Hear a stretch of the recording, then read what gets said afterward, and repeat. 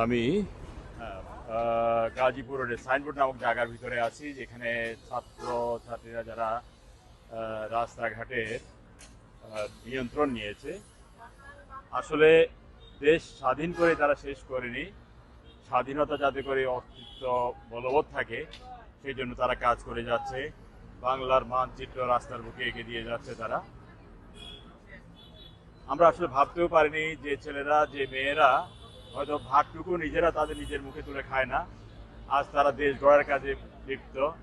তারা রাস্তা পরিষ্কার করছে, রাস্তা তাদের নিয়ন্ত্রণে, ট্রাফিক কন্ট্রোল করছে কোনো অভিজ্ঞতা ছাড়াই। অত্যন্ত সুনিপুণভাবে তারা এই কাজগুলো করে যাচ্ছে। আমরা তাদেরকে ধন্যবাদ জানাই, আমাদের আগামী প্রজন্মকে। আমরা অত্যন্ত আশাবাদী যে আমাদের এই প্রজন্ম খুব দ্রুত আমাদেরকে সুন্দর একটা বাংলাদেশ উপহার দেবে। এখনো অনেকের মনেই হয়তোবা দ্বিধা থাকতে পারে যে পারবে কি এই অন্তর্বর্তীকালীন সরকার এই দেশটাকে চালাতে। কিন্তু আমি শতভাগ বিশ্বাস করি এই সরকার খুব ভালোভাবে আমাদের এই দেশটাকে আসো।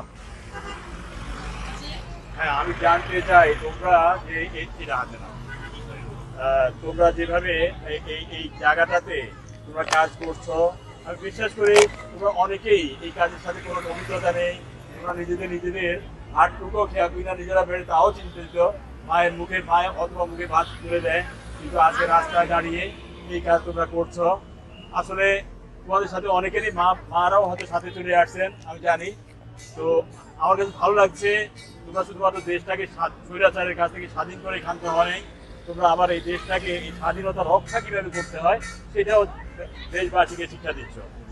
তোমাদের এই অনুভূতিটা যদি আমাদেরকে একটু জানাও, তোমরা এখান থেকে কি পাচ্ছ বা কি দিচ্ছ দেশকে?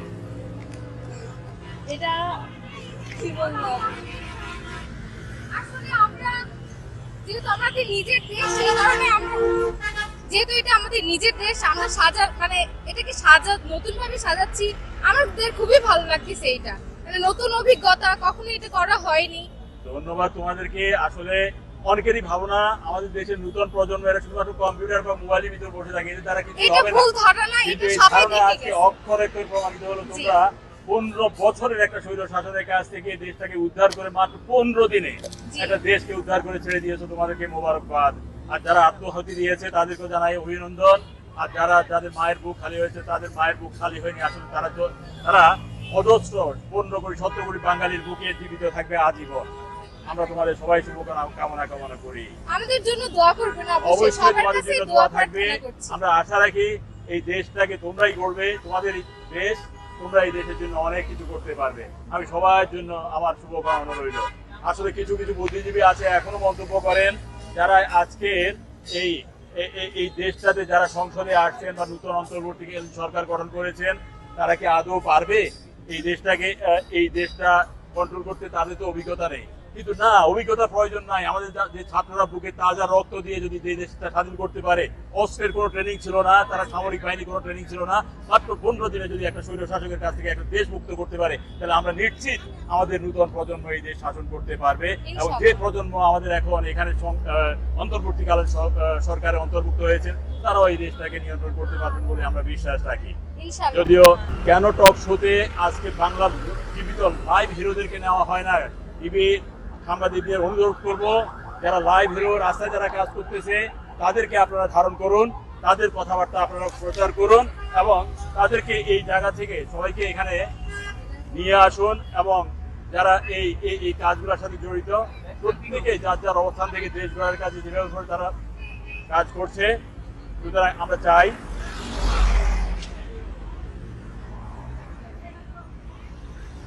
ওদেরকে হিরো খুঁজছেন আপনারা, দেখতে এই বাংলা হিরো এদেরকে দিয়ে আগামী প্রজন্ম চলবে, এদেরকে দিয়ে দেশ চলবে, আমরা বিশ্বাস রাখি। এরাই বাংলার হিরো। কোনো আপোষ নেই কারোর সাথে, আপোষহীন নির্ভীক বাংলার সৈনিক। কোনো অভিজ্ঞতা নাই, কোনো দক্ষতা নেই, আছে শুধু অন্তর্বর্তী এক বুক ভালোবাসা এই দেশের প্রতি। আর এই ভালোবাসাটাই যথেষ্ট এই দেশটাকে স্বাধীনতা এনে দেওয়ার জন্য, এই দেশটাকে সুশৃঙ্খল রাখার জন্য। ধন্যবাদ তোমাদেরকে।